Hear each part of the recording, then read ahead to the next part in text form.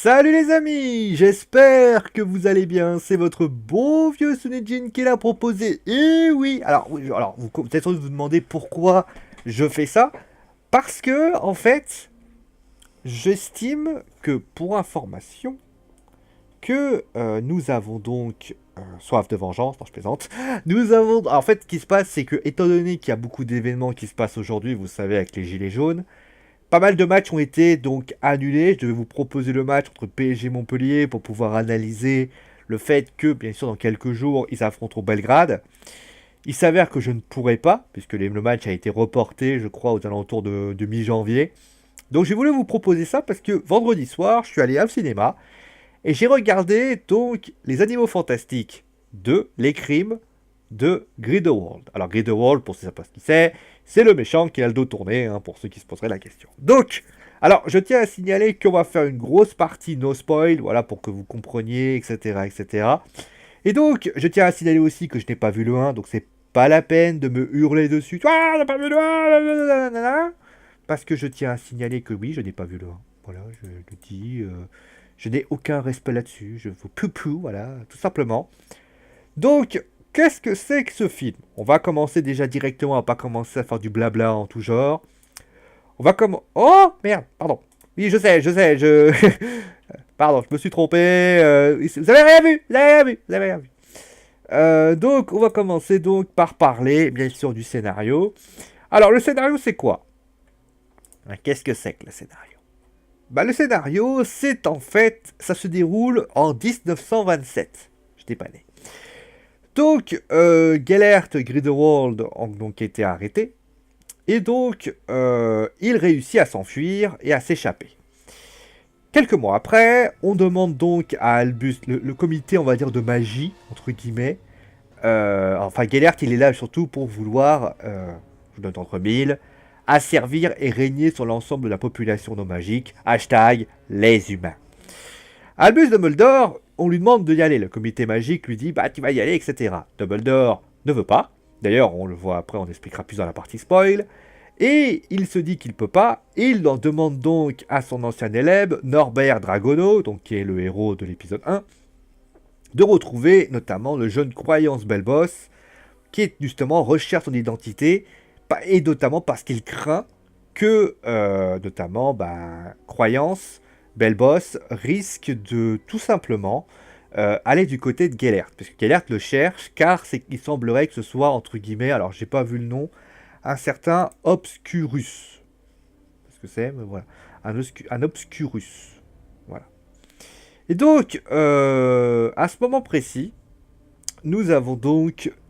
donc c'est parti, pour le film se démarre ainsi. Donc, on va commencer directement avec le scénario.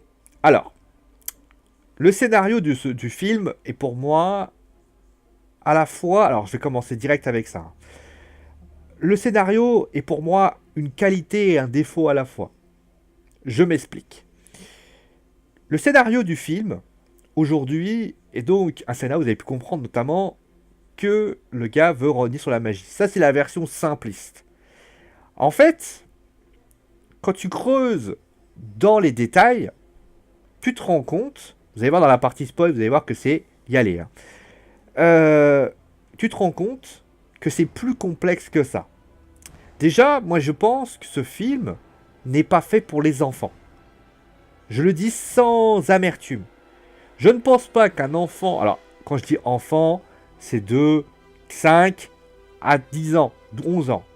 S'il voulait regarder un film de magie... Alors, il y a de la magie, qu'on soit clair là-dessus. Vous voyez tout le monde avec des baguettes, donc c'est pas étonnant. Mais qu'on soit clair là-dessus, c'est un film, pardon de le dire, j'ai trouvé que le film était complexe. Le scénario est complexe. Parce qu'il fait agir en nous un aspect sociétal et aussi discriminatoire.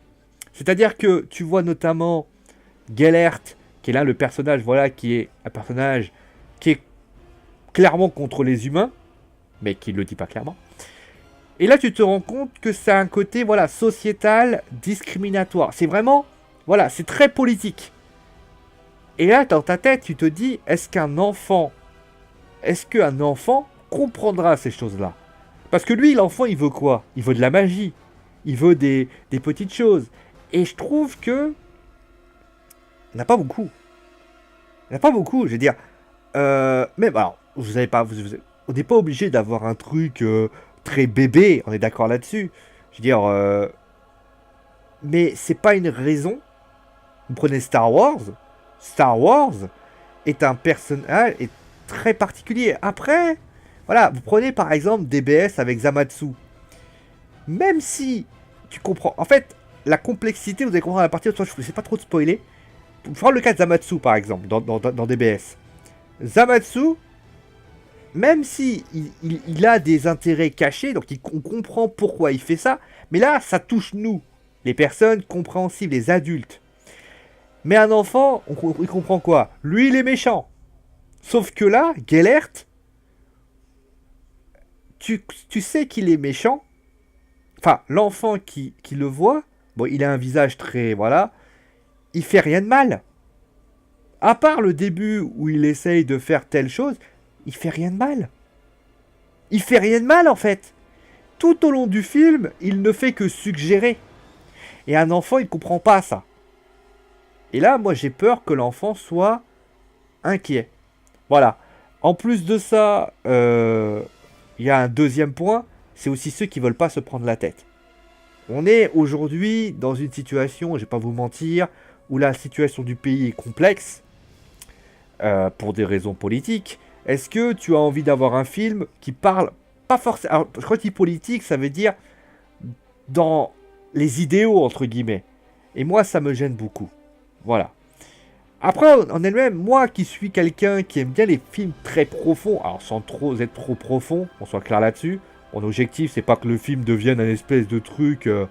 faut-il légaliser la magie? Faut-il ça? Non, non, on n'est pas là pour ça. Attends, je vais mettre le... Bon, je vais faire comme ça, tant pis. Donc ça, c'est vrai que c'est un film sociétal que j'estime, moi, qui me plaît beaucoup. Mais moi, par exemple, ce film-là, quand je l'ai analysé, moi qui suis... J'adore ce style de film, notamment. Moi, j'ai adhéré à 100% à ce film. Moi, je suis public de ce film. Donc, ça va pas me gêner. Bien au contraire, je pense que ceux qui, moi je le dis clairement, qui sont dans un délire, est-ce que la magie doit avoir sa place? Est-ce que, clairement, est-ce que, par le cas, l'épisode de Zamatsu et tout ça, vous pouvez y aller. Vous ne serez pas perdant. Ceux qui ont vu l'épisode 1, c'est très différent de l'épisode 2, donc vous ne serez pas perdant non plus. Ceux qui n'ont pas vu, vous ne serez pas perdant. Ceux qui seront vus, clairement, moi j'ai adoré. Moi j'ai adoré, honnêtement j'ai trouvé que le film était profond, mais moi j'aime bien ces films en profondeur qui te donnent une vraie vision finalement de ce que les choses. Alors après c'est de la propagande, donc on soit clair là-dessus, mais je pense que les enfants et les personnes qui veulent pas se prendre la tête, qui veulent juste un film de magie, sorcellerie, tout ça, ça donne. Parce que, qu'on soit clair là-dessus, quand tu regardes les intrigues, les explications, tu finis par te demander, voilà, ça fait très Game of Thrones en fait. Il y a plein de petites choses, t'es quand même un peu paumé, et ça, c'est pas non plus l'idée du siècle. Au niveau de la musique, vous l'entendez en ce moment, la musique est excellente. Moi, j'ai adoré toutes les musiques qui ont été présentées dans ce film. La musique que vous avez entendue, d'ailleurs, la première épisode où ça montait un peu dans les tours, j'aime beaucoup. Franchement, alors la VF, je peux pas l'analyser dans le sens où la VF, bah, je l'ai pas, j'ai regardé sur VostFR. Voilà. Au niveau des personnages, je trouve que chaque personnage, notamment, a son rôle. Ça, c'est vrai que c'est bien. Alors après, il y en a certains qui sont un peu plus effacés, mais chacun, entre guillemets, a une certaine personnalité qui, pour moi, me plaît beaucoup. Albus, voilà, c'est un peu le mentor, c'est un peu, voilà, et tu comprends pas pourquoi il veut pas intervenir, mais tu comprends finalement pourquoi au final. Croyance, on voit, c'est l'enfant perdu. Nagini, c'est la malédictus qui, entre guillemets, essaye un petit peu toujours de le mettre dans le droit chemin, mais c'est pas évident, qui veut le protéger. D'ailleurs, à noter d'ailleurs quelque chose de très intéressant, elle a un pouvoir de malédictus, donc clair, elle est maudite, elle peut devenir un serpent, et elle utilise assez peu son pouvoir. Ça, c'est vrai que c'est dommage. Justement, elle aurait pu, par exemple, vraiment utiliser son pouvoir pour défendre croyance, notamment dans un événement précis. Mais bon, ça, c'est autre chose. L'État, je suis partagé, parce qu'au début, je me dis, qu'est-ce qu'elle fait, là? Parce que c'est juste une femme, voilà, rien de plus. Je me suis dit, bon, voilà. Mais au final, tu te rends compte que ce personnage est très attachant. Thésée, c'est la droiture. Mais au final, tu sens qu'il y a la droiture, mais à l'aspect très forte. Tina, bah Tina, c'est un peu le défaut. Enfin, finalement, c'est un peu la déception. Je suis déçu du personnage, parce que je trouve que le personnage est assez fade. Il n'y a pas grand-chose. Norbert, c'est le personnage un petit peu idéaliste, pacifique. Donc il est bien dans ce personnage-là. Pardon. Ah, quand on parle tout le temps. Jacob, bah, c'est le moldu, c'est le personnage voilà très humain. Finalement, c'est celui qui est voilà, c'est celui qui est le contraire. Et je pense que dans l'épisode 3, je vous dis pas quoi ça va se passer, je pense que c'est aussi finalement c'est le seul humain. Et il y a une petite déception, c'est que j'aurais aimé qu'il soit beaucoup plus présent. On, on- on sait que Gellert va tenter un truc. Moi, j'aurais aimé son avis là-dessus. Ah, il le dit à la fin, je n'explique pas comment, mais j'aurais aimé que ce soit pas juste une image. Mais bon, après ça c'est autre chose. En tout cas, j'ai adoré. Queenie, elle est bien. C'est un bon personnage, honnêtement, j'ai adoré. Le seul défaut de ce personnage, c'est que t'as toujours pas En fait, tu vois qu'elle a un idéal, mais le seul défaut de ce personnage, c'est que ça fait... En fait, quand tu fais le tri, quand tu... Ah, bah, c'est là qui c'est que ça fait un peu nunuche. Mais bon, après ça va. Et Gellert, alors Gellert, c'est mon personnage préféré. J'adore Gellert. Je suis fan de Gellert. I love Gellert. It is my dream, Gellert. Non, honnêtement, Gellert, c'est un bonheur. Moi, j'adore Gellert. J'adore cette profondeur de personnage. J'adore ce qu'il propose. Moi, honnêtement, moi, j'ai adoré le personnage de Gellert, que je trouve, mais d'une splendeur. Honnêtement, j'ai jamais vu un... Franchement, moi, j'ai adoré ce personnage, que je trouve excellent. C'est un personnage vraiment profond. Tu sens aussi, voilà, c'est Zamatsu. Quand je parlais de Zamatsu, c'est vraiment un personnage qui a la trempe de Zamatsu. Tu vois le personnage tourmenté qui finalement veut juste la domination. Bon, après, c'est vrai qu'il fait un peu de my game. Et c'est peut-être ça que les gamins vont avoir du mal, c'est que peut-être que c'est ça qui va peut-être trancher. Mais c'est assumé dans le film. Et clairement, moi j'ai adoré son personnage. Donc au final, je donnerai ma conclusion après. Mais si vous êtes, voilà, je vais donner ma conclusion maintenant parce que forcément vous irez pas à la fin. Si vous êtes fan de fantastique et que vous voulez de la magie, de la magie, de la magie, de la magie et de l'action, oubliez ce film. Ça ne vous intéressera pas. Si vous êtes fan de d'éléments de débat sociétal avec un soupçon de magie, je pense que ce film vous allez adorer. Je pense que les enfants ne vont pas adhérer à ce film. C'est l'un des films, je trouve, les plus particuliers qui soit. Il n'est pas adressé aux enfants, ce film. En tout cas, pas les enfants, quand je dis enfants, pas en tout cas moins de collège. Parce que c'est trop complexe. Les enfants, ils ont une certaine innocence. Il faut que les choses soient compliquées. Pas compliquées. C'est le méchant, c'est le gentil.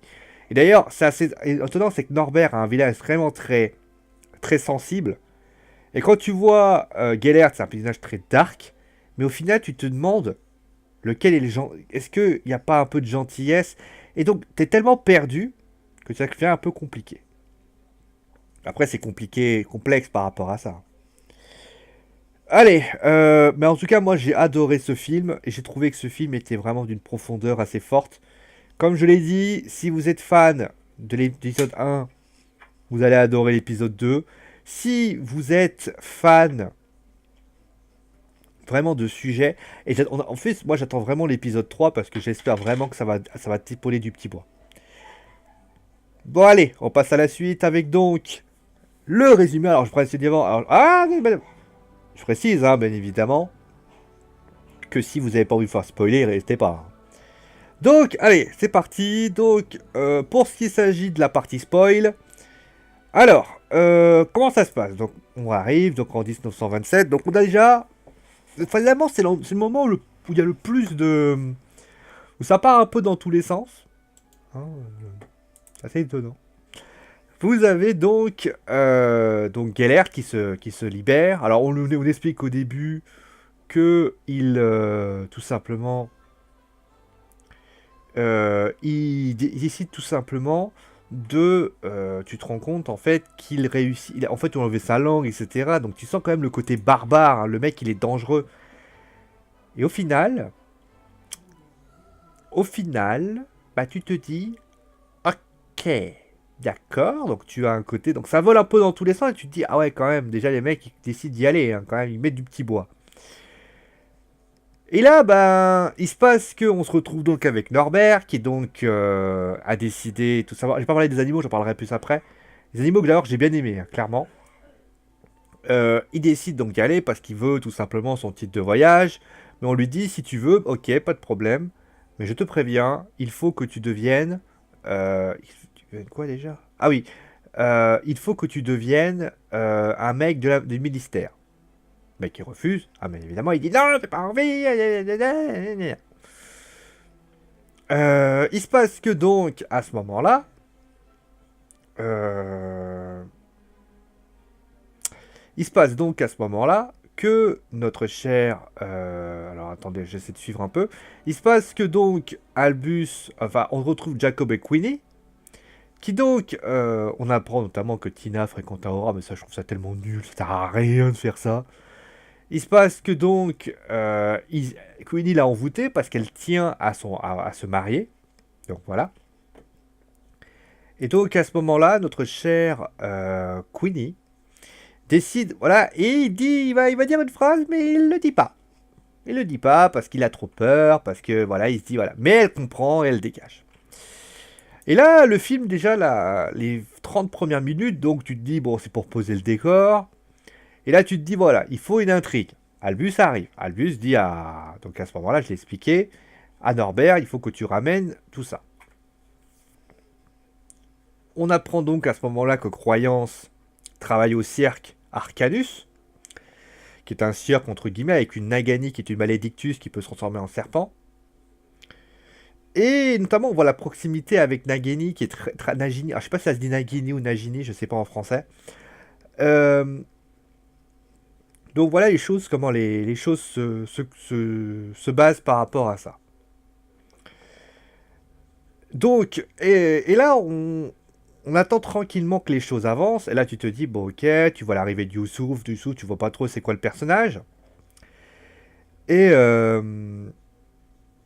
il se passe aussi que Queenie donc décide de retrouver sa sœur. Sa sœur, elle est pas là, elle est partie se promener je sais pas où, elle est partie chercher des informations.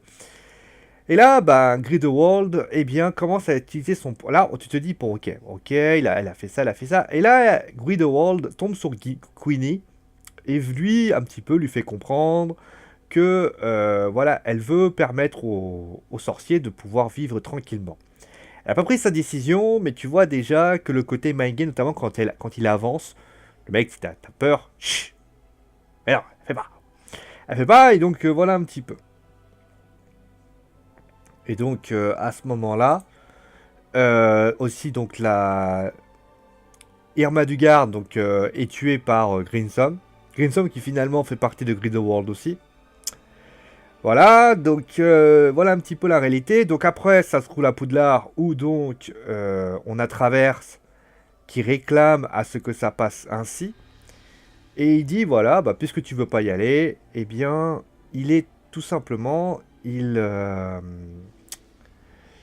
le menotte, il dit voilà que avec des abnomiteurs qui lui permettent en fait d'être informé de tous les sortilèges qu'il lancera. Il interdit notamment d'enseigner la défense contre le mal, les forces du mal. Voilà. Et là, pendant cette bonne heure quand même, tu vois que on pose le décor déjà, donc le décor est bien posé. Alors entre temps, bien sûr, vous avez la recherche, notamment avec le Nifleur qui fait sa recherche, etc. Qui est quand même sympa, moi j'ai bien aimé. Et donc pendant cette bonne partie, tu te dis quand même, les mecs sont en train de poser et c'est là que justement je voulais y venir. Un enfant va avoir des difficultés à comprendre tout ça. Parce que lui dans sa tête, il va dire maman, je veux de l'action. Et pendant toute cette période, je veux dire, à part même le moment où il y a le circus qui se fait dégommer par la grosse bestiole, je crois, il se passe rien. il se passe rien. C'est même le moment d'ailleurs où, notamment il y a plusieurs moments où ils peuvent y aller. Quand Norbert et Tina se tombent face à la grosse bestiole, le gars il prend un espèce de machin, un espèce de hochet, il fait ding ding ding ding ding ding, et ils vont le combattre et tu vois pas la bagarre. Et alors tu te dis, ok, mais peut-être qu'il fallait la bagarre. Peut-être qu'il fallait la bagarre. Ben oui, peut-être qu'il fallait cette bagarre. Euh, Quand il y a très très peu de bagarres dans le jeu, d'ailleurs ça aussi il y a très peu d'action, mais c'est assumé. C'est assumé parce que le film ne se veut pas violent, enfin pas violent physique, mais violent dans les propos. Et ça se ressent. Donc après ça, donc je laisse passer la suite. Donc et là on se retrouve donc au Père Lachaise. Et d'ailleurs, on avait une histoire d'amour entre Tina et Norbert. Finalement, il lui fait, ouais bah tu vois, je t'ai dit, on m'a annoncé que t'étais avec quelqu'un. Moi, ouais, mais toi t'es avec l'État, non, non, mais moi je suis pas avec l'État et tout. Moi, tu sais, la femme que j'aime, bah, enfin, elle lui dit pas ouvertement, mais la femme que j'aime, c'est toi. Voilà. I love you, I love you, I love you. Et donc, c'est le moment. En fait, là, dans cette période-là, bon, c'est vrai que le film met du temps à se lancer. Mais c'est pas un problème pour moi, dans le sens où on avait besoin de poser les bases du scénario. T'es obligé. Et c'est là que peut-être ça va trancher, parce que certains vont trouver ça poussif, d'autres vont le trouver normal. Parce que quand tu es obligé de poser les bases, parce que tu parles d'un sujet, si tu ne mets pas le sujet, tu poses pas le sujet et que tu mets pas ça, tu peux pas comprendre. Et ça, c'est, vous voyez, quand j'ai fait la partie no spoil, ben, vous vous rendez compte que je suis allé de manière très évasive, et au final, j'ai bien dit, mais les enfants, eux, ne vont pas adorer, et tout le reste, parce qu'il n'y a pas d'action. Les actions sont très... À part voilà, la grosse bestiole, il n'y a pas de bagarre. Et les enfants, même s'il ne faut pas leur donner trop de bagarre, hein, c'est pas bien, mais voilà, par rapport à ça. Et donc là, c'est le moment des révélations. Donc t'apprends. Alors là, par contre, je me suis dit, t'as intérêt à suivre parce que là, c'est compliqué. Donc on découvre donc que nous avons donc Tina et Leta qui retrouvent Youssouf, Croyance, Nagini et Jacob, qui via Flamel avait réussi à trouver donc Queenie. Leta et Youssouf, donc on apprend qu'ils sont demi-frères. Parce que la mère, je crois la mère avait été envoûtée. Et donc elle est allée avec le père de je sais pas quoi. À ce moment-là, et donc Youssouf, bah, il est colère. Il dit, moi je peux pas m'occuper de toi. Bah, je vais m'occuper de Croyance. Parce qu'il pense que c'est son demi-frère, Corvus. Oui, parce qu'en fait, pour vous expliquer, quand... vous voyez que c'est compliqué, hein. Quand sa maman est morte, la maman de l'État est morte, et de Croyance est morte, bah il se passe que bah, l'autre il a rien à foutre, il a dit bah je vais me taper une autre meuf. Et donc ça a énervé Youssouf qui veut s'en prendre donc il s'appellerait Corvus. Là tu te dis ok, donc le gars s'appelle Corvus. Mais non, pas Corvus. Parce que Corvus, en fait, comme l'État en avait marre de l'entendre pleurer, a tout simplement a inversé les bébés. Donc là tu te demandes où est l'autre bébé, hein, voilà déjà premièrement.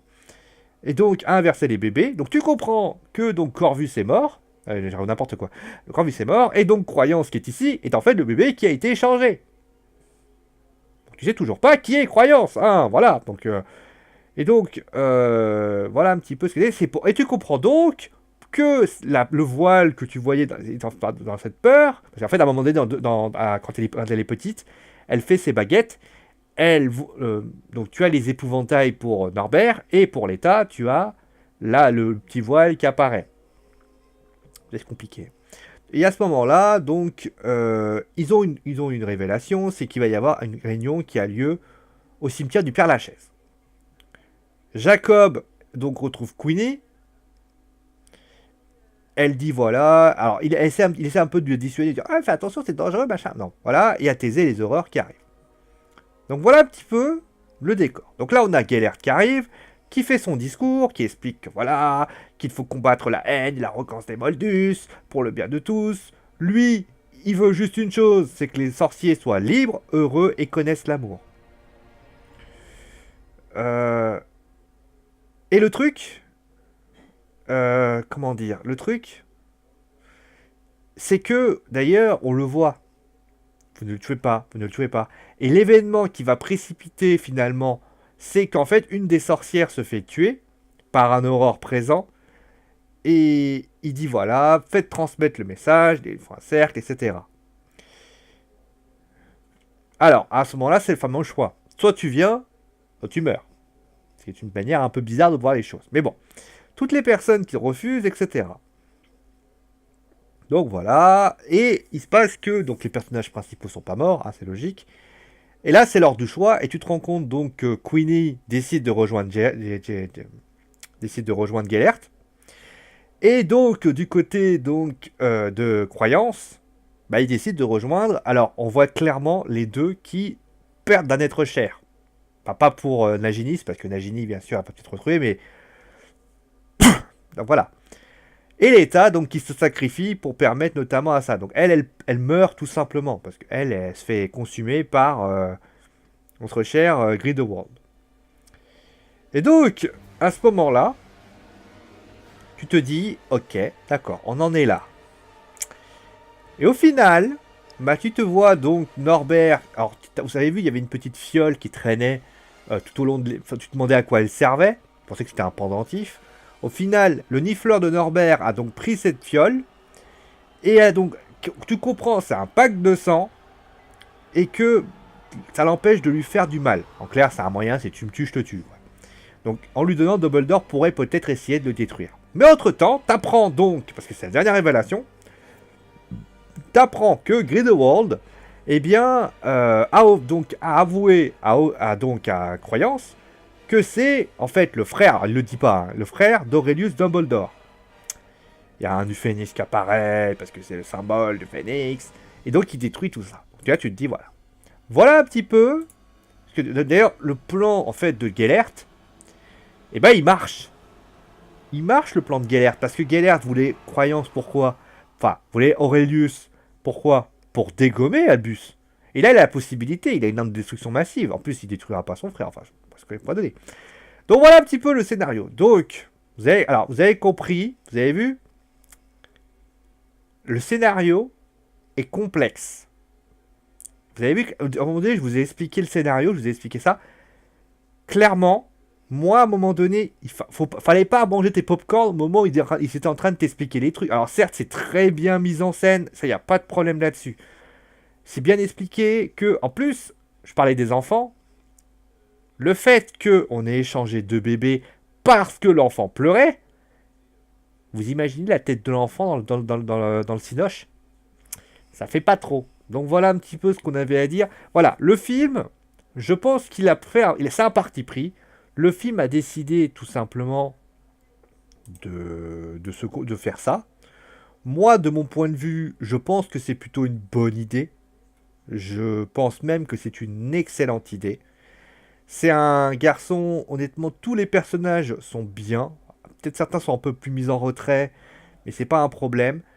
Finalement, le personnage de l'État que j'avais trouvé un peu mauvais, voilà, il est excellent. Mais moi, franchement, j'ai trouvé que c'était quand même très bien. Et honnêtement, moi, je suis vraiment étonné par ce film. Moi, je vais voir le 1 quand même, je vais m'intéresser au 1. Mais qu'on soit clair là-dessus, moi, je pense que c'est sans doute là des... Alors voilà, il y aura un troisième film. De toute façon, le troisième film va permettre notamment en 2020 de nous offrir... Finalement, peut-être qu'il va y avoir vraiment la fameuse guerre entre voilà, comment les choses vont évoluer. Là, on nous a posé, qu'on soit clair là-dessus, les bases du troisième épisode. On peut considérer, alors certains diront que c'est un épisode de transition, ce qui m'étonnerait un peu. Mais en tout cas, moi, de mon point de vue, j'estime que c'est un épisode qui pose les bases de ce qui va se passer dans l'épisode 3. Et dans l'épisode 3, s'il n'y a pas une guerre entre les magiciens, en tout cas la seconde guerre mondiale, une guerre entre les magiciens et les non-magiciens, enfin, entre ceux qui sont les partisans de Grindelwald et les partisans de Dumbledore, ça serait vraiment une énorme déception. Je le dis tout de suite. Ça serait une grosse déception. Ça voudrait dire que cette personne, eh bien, ça voudrait dire qu'en fait, on continue dans un espèce de mind game. Non, là, il faut y aller, là. C'est bon, on a compris, vous avez bien posé les bases. On est tous... Franchement, moi, j'ai adoré. Mais qu'on soit clair là-dessus, là, si c'est juste de l'explication à 2 balles, on va pas être copains. Voilà un petit peu ce qu'on avait à dire dans ce film. Donc voilà, clairement, si j'avais une phrase à dire, c'est si vous êtes là pour regarder un film sans vous prendre la tête, ou si vous avez moins de 10 ans, ça vous n'allez pas aimer. Si vous êtes là pour mettre un peu plus de complexité dans votre vie, ce film est fait pour vous. Voilà. Merci à vous tous en tout cas d'avoir suivi l'émission. C'était Focus. En tout cas, je fais des gros bisous et je vous dis à très vite, bien sûr, pour un nouvel épisode sur la chaîne DNS. Allez, gros bisous tout le monde. A noter d'ailleurs pour information que, étant donné qu'il n'y aura sans doute pas le match de Marseille dimanche soir, soyez pas surpris si lundi vous avez un épisode de jeu vidéo. Allez, gros bisous tout le monde.